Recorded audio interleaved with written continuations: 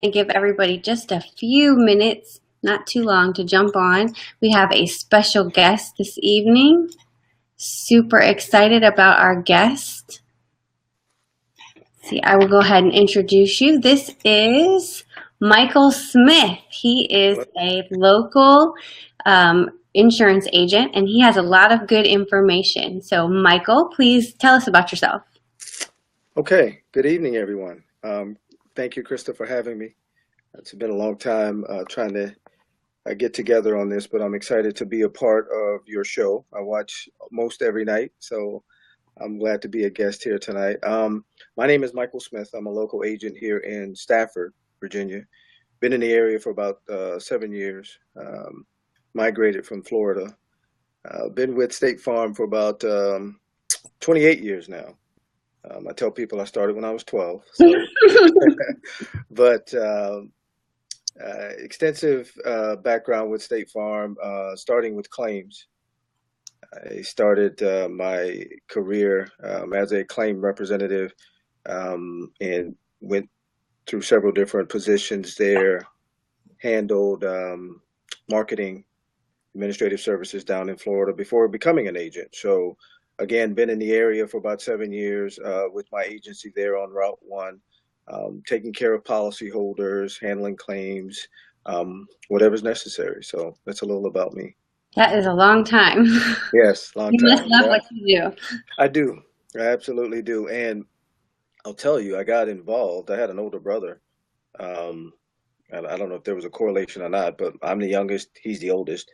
There's quite a few in between, and he was an Allstate agent for years. Oh, wow. And he advised me when I was in high school that if I ever wanted to get into the business, State Farm was the way to go, even though he was an Allstate agent. So I took heed to that, and after graduation, started with State Farm and been here ever since.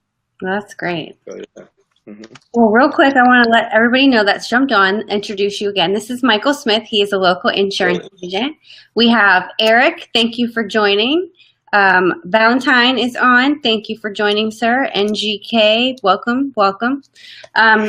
We are talking about talking with Michael about insurance, and my first question for you, Michael, is if you are getting with a homeowner, as new home buyers buy homes, they need to get insurance. So how would you, or what recommendations would you make as far as coverages go for a new homeowner that's looking to purchase?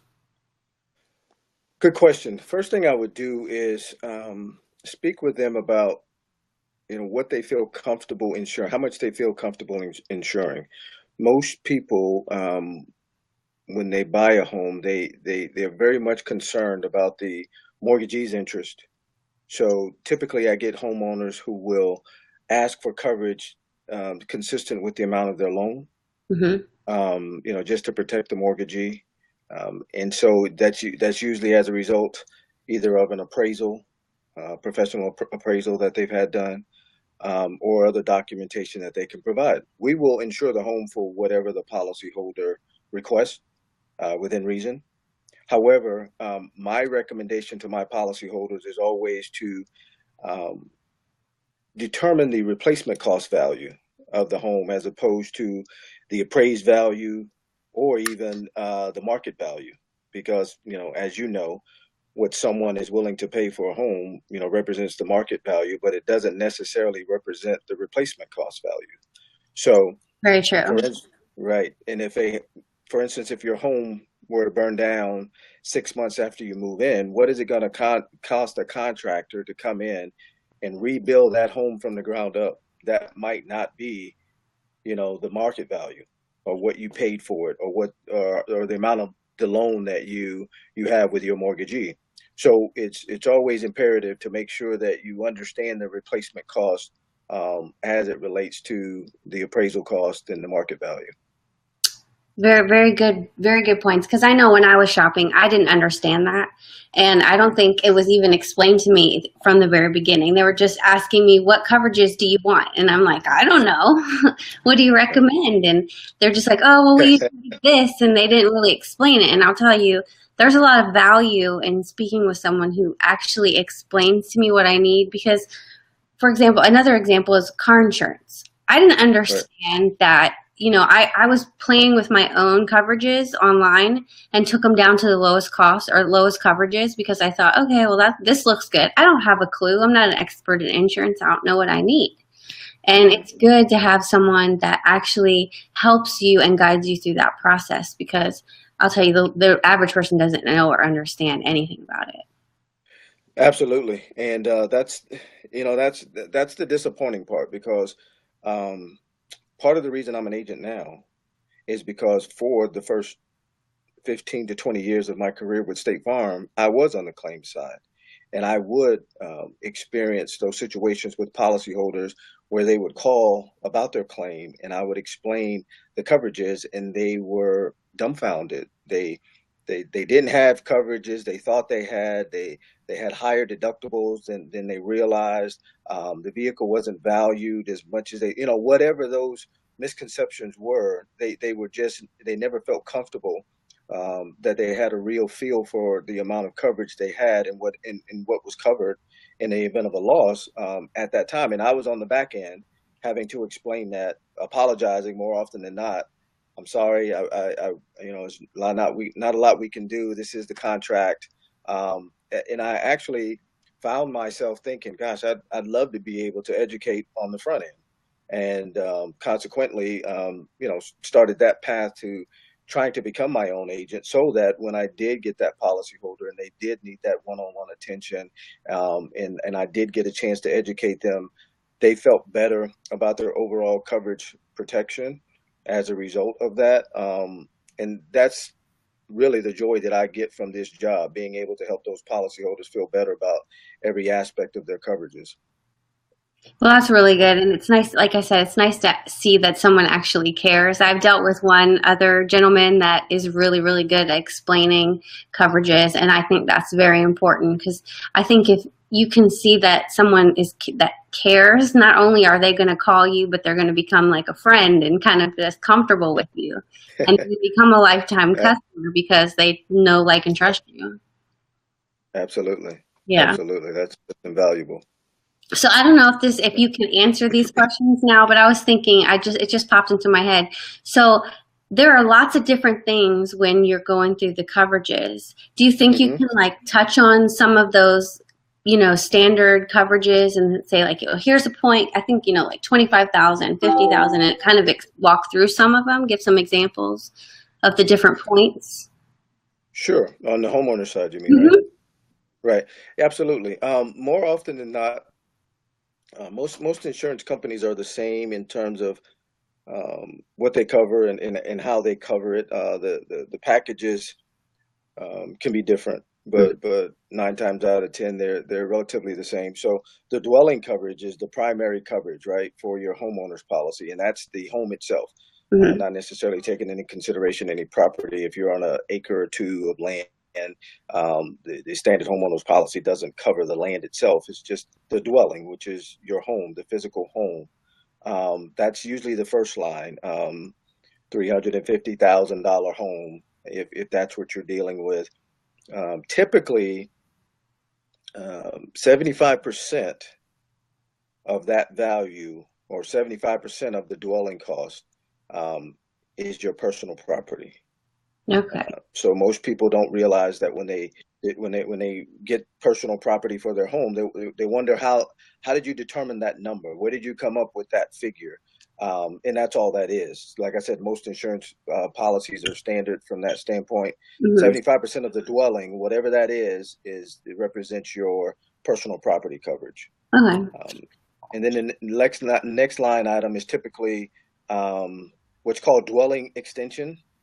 So if you have a detached garage, a detached shed, some type of structure that if it is damaged in a covered loss, a storm, lightning strikes it or something of that nature, typically 10% of your dwelling coverage, that is usually afforded to any dwelling extensions that you have. So $350,000 home dwelling coverage, $35,000 is available to pay for any detached structures. I'm taking notes, by the way. This is really good. Are you really? Okay. Okay. I'm trying to think of a policy in my head. I think the next coverage would be liability, of course, and your liability coverage protects you in the event that someone tries to sue you for damages or injuries that were sustained while at your residence. So, someone walks up your steps and slips on some ice that should have been removed as a result of the most recent snowstorm, and they, damage their knee, need X-rays, surgery, what have you. That liability coverage handles that. Now, the minimum coverage available typically is $100,000, but you can, excuse me, you can increase that, based on what you feel comfortable protecting. So, Hmm. if you entertain a lot, always have or if you have kids who have friends over quite a bit, and your house is the fun house, you're the cool parent. That's great, and that's good to know that other kids can relate to you as the cool parent, but you certainly should look at your liability coverage to make sure you're protected there, because kids running back and forth in and out of the house, tripping and falling, those type things, that's where you're more susceptible. Well, what would you recommend? I mean, taking the minimum coverage on something like that, like you said, it's $100,000. So, is Mm. that have you think that's enough? Everything goes back to budget. Hmm. So as a result, you'll see that line item on your insurance policy for the charge on that particular coverage is not very expensive. Okay. The difference between maybe $100,000 worth of coverage and triple that, so $300,000 worth of coverage, may be roughly $15 or so per Um, year. oh, a year. Oh, that's not much Yes. at all. Right. So the recommendation for me is always to err on the side of more coverage than less, especially if it's a little more than $1 per month more that you be paying. So I would say 300,000 is pretty standard. There are some, again, that will opt for the lowest coverage, which is the 100,000. They may be elderly, or they may not entertain at all, and I don't have people coming in and out of my home, so I'm not as concerned. I don't have any pets that might bite anybody. So again, we revert back to the policyholder's preference. And if but my recommendation is typically for the money, get the additional coverage. Yeah, absolutely. I'm that way Right. too. I feel like for a couple Right. bucks a month, you're getting more coverages. Mhm. It just makes more sense. Anthony's Absolutely. giving you a huge shout out. He said, Mike Smith is my insurance agent. He's the best in the business. Oh, wow. Mike and his staff are very knowledgeable. Oh, Thank you so thank you, much, Anthony. I Anthony, for appreciate it. jumping on and watching. And I'm sure Mike appreciates that wonderful shout out. Absolutely. Thank you. I have one question for you. And I know this was like a foreign concept to me quite some time ago until we had we didn't have so much of the hurricane, but when Sandy hit New York, I started to realize that just because you're in a flood area doesn't mean it's not mandatory that you cover that coverage. Right. So, say if we had something like that here and we're not in a flood zone, that probably wouldn't be covered. Right. It won't be covered. Yeah. The safe bet is to say that you don't have flood coverage. Flood insurance is a totally separate coverage. Hmm. It's sold by the state. It's through FEMA, actually, and it's actually, whether you're in a flood zone or not, something that, if affordable, something each policyholder should consider. It's unfortunate because if you have consecutive days of torrential rain, in your basement, I mean, the water level continues to rise over time, and it seeps in through your basement over 2 or 3 days worth of just consistent rain. um, that unfortunately is considered something that's not covered by your standard homeowners policy. uh, Okay. and unfortunately, that definition, and each policy is different. So Hmm. I'm gonna speak in general terms here, but each policy is different. But I know that there's language in each homeowner's policy that says, protection for those things that are sudden and accidental. So if you think about a lightning strike, Hmm. if you think about hurricane, or the wind blowing your roof off or what have you, the hailstorm that we recently had, damaging your home. Those things are sudden and accidental. If you think about how long it takes, how many days, how many inches of rain, how soaked the ground must be for there to be water seeping in through your basement. That's over a longer period of time, and typically not covered by most insurance policies. So that's where a flood policy would come into play in a Yeah. situation like that. Yeah. Well, I was quite shocked to know that. I thought if you better have flood insurance if you're in a flood zone area, but I didn't realize that it was optional until a friend of mine went through that where he Mhm. didn't have that coverage. He was in an optional area, which I had no clue existed. Right. And that was just an optional policy because they hadn't had floods in years in some of those places. I mean, like hundreds, like 100 years or something. Right. So they didn't even have that coverage. Right. Um, Right. One other question for you. I think the hail. Is that a standard? Is that something that's pretty much standard coverage in our Yeah. regular homeowners policy? It should be. Again, speaking in general terms, the majority of homeowners policies, regardless of the company, um, handles hail, wind, those type, natural disasters, acts of God, are pretty standard in terms of coverage. So yes, hail is covered. Okay. I did hear a rumor, and I don't know if you can answer this question or if you know anything about it, but someone mentioned the other day that they were declaring like I want to say it was a state of emergency or some Hmm. some state where now the insurance is going to go up in this area because we had Hmm. the hail that we had. I don't know if that's true. It's just word on the street, but Typically, most rate increases aren't immediate. hmm They're not as a result of something that happened 6 months ago. More often than not, it's based on your territory and if the number of claims in that territory. yeah. Sometimes it's by zip code, Okay. and how much is paid. But most policyholders don't understand or don't realize that me, Mike Smith, can't say, "Hey, we need a rate increase because we had all these storms." Right. And State Farm, the company, can't even say that. We have to apply, Oh, to the Department of Insurance, the Virginia Department of Insurance, and we have to justify the need for the rate increase. It has to be reviewed and it has to be approved, and that process can sometimes take a couple of years. oh wow. So if you sustained a rate increase over the past 6 months for anything, your homeowners or auto, it wasn't as a result of anything that just recently happened. It was probably something back in 2015 or 2014 that just finally got approved. And then now the company is implementing that increase to recoup dollars that they lost from some period of time, a couple of years ago. Yeah, now I understand. Okay. Well, Yeah. it's funny because, you can go years and years and years with no claims, and then, Hmm. and I don't know, I'm not going to name any specific companies, but then you have one issue and they want to jack your rates up, but that wouldn't Right. be across the board. That's just you personally, I guess, because now you're a higher risk. You've been paying insurance in for years and years and years. You use it one time and they take your rates up. Stinks. Absolutely. That does stink. And Yeah.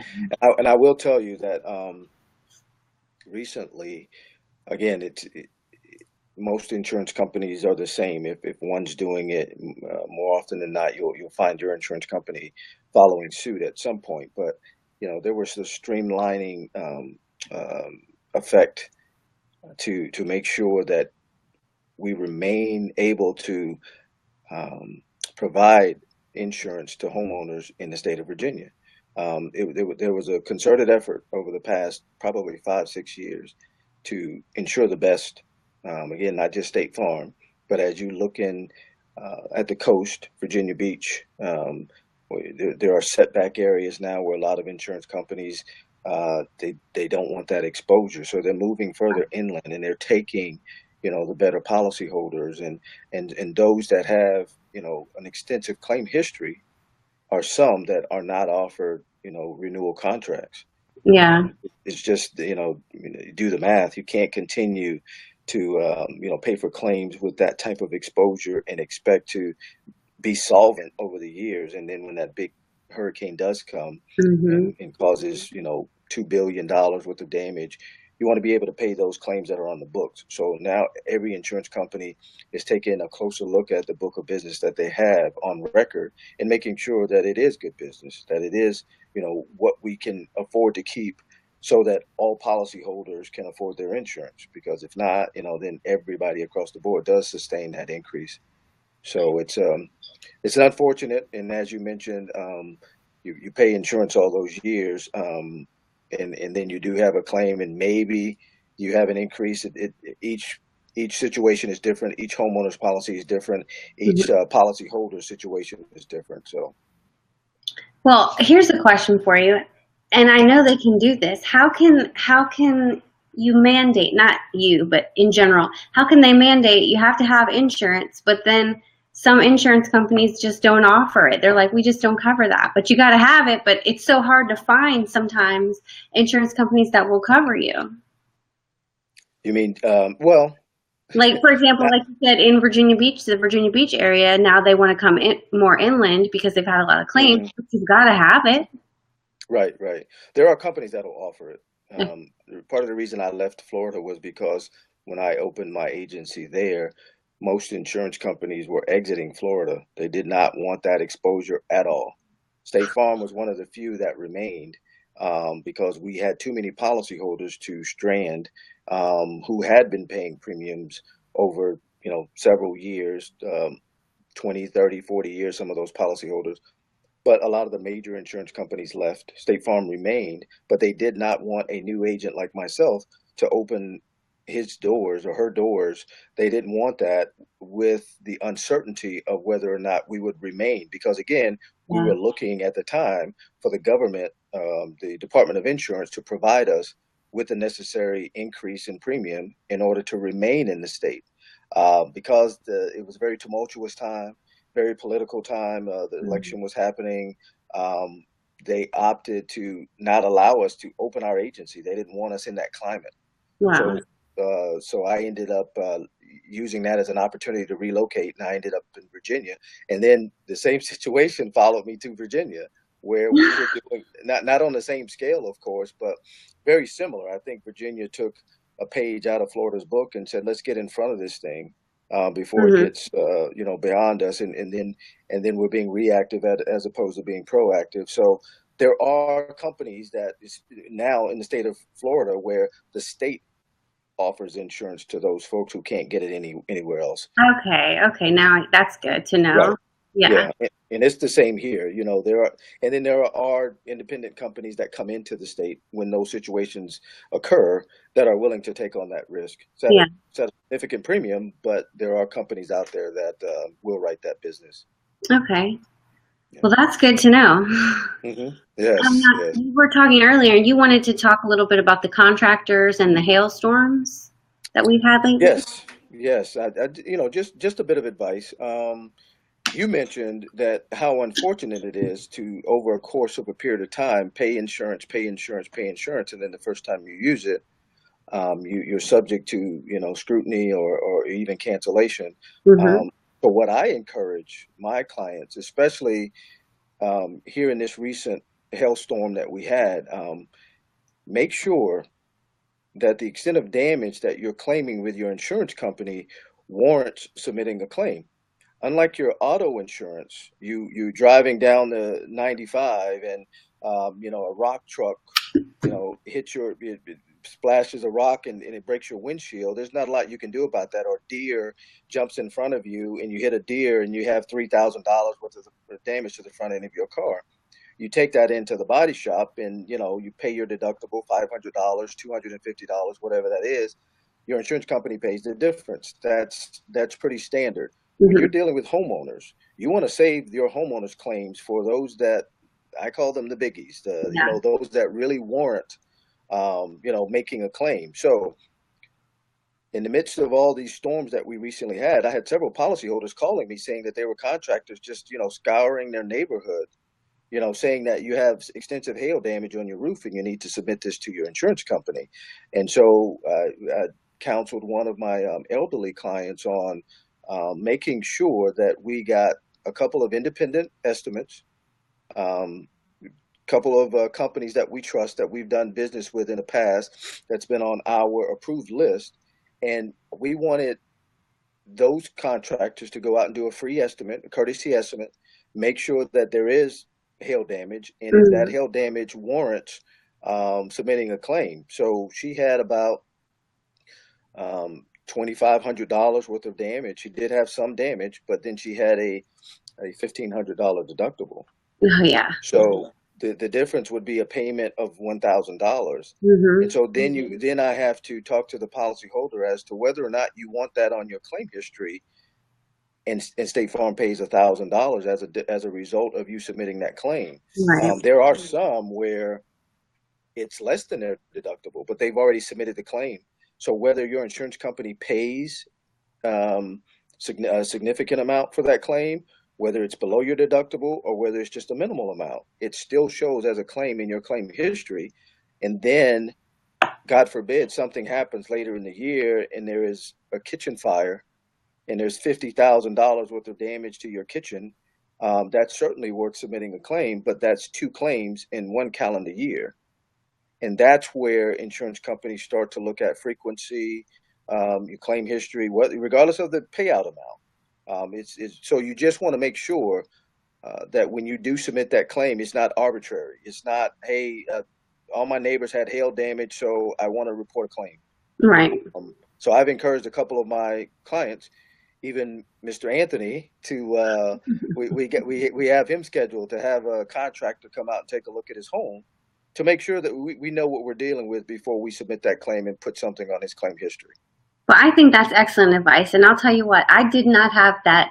I didn't have the knowledge when I first got my house. I didn't know, and no one advised me. And I kind of submitted, I look back at it now and I'm like, why did I submit that? Because with homeowners, it's a lot different, like you said, with your car insurance. Now I'm a higher risk. I submitted a very low claim, and the difference was literally $1,000. My deductible was $1,000. So I was very disappointed. I thought, okay, well, that's what I have insurance for. Nobody Right. explained anything different to me when I submitted the claim and when we went forward with it. And then I didn't find out until I went to look at switching insurances that they would Right. not cover me because I was then a higher risk. And I Yep. had a Absolutely. $2,000 claim. And I was like, are you kidding? Right. I've been paying insurance longer than that. I've well paid into that. But Absolutely. very good information and I really have some respect for the fact that you explain that to people before they just go submitting claims. Yes, and I have to be careful because I don't want to give the impression that we don't want you to submit a claim. No. Again, just as you mentioned, that's why you have insurance. Mhm. But again, if if if that in policyholders are quick to count up over the years the amount of premium they've paid, and want to use that as a basis of saying, well, hey, insurance company, you owe me. But if that $50,000 house fire does occur or $100,000 hurricane claim does occur, nobody's counting premium at that point. Mhm. Nobody's saying that, well, we didn't get $100,000 worth of premium from you, so we can't pay that out. No, Right. it's insurance is that it's in case, just in case something happens, you're fully protected. But I just want policyholders to be educated. I want them to be smart with their decision making. I don't want it to be because my neighbor did it, I'm doing it. It certainly needs to be a conversation that you have with your agent, and it certainly is beneficial to have that type of relationship with your agent where you can pick up the phone and say, "Hey, what are your thoughts?" Yeah. Um, and in your case, that probably would have been something I'm sure you would have benefited from Oh, yeah, having that definitely. conversation. Now that I know what I know, I would have never submitted such a low claim because, yes, I'm paying into it, but on the scale of things, if I did have some major thing that happened, Mhm. then we're going to have, like you said, frequency of submitting claims. So, but it's been a while Absolutely. now, so but I'm So hopefully you're educated good now. now.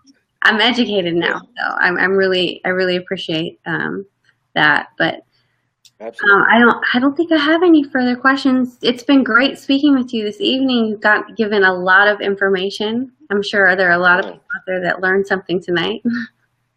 well, thanks. I appreciate you having me. I appreciate the opportunity to speak to people, and try to do what I can. Like I wish I would have known you back then. I would have probably tried to tell you that because it is most people just don't know, and unfortunately it's not your job to know. It's, you know, Hmm. you're not the subject matter expert.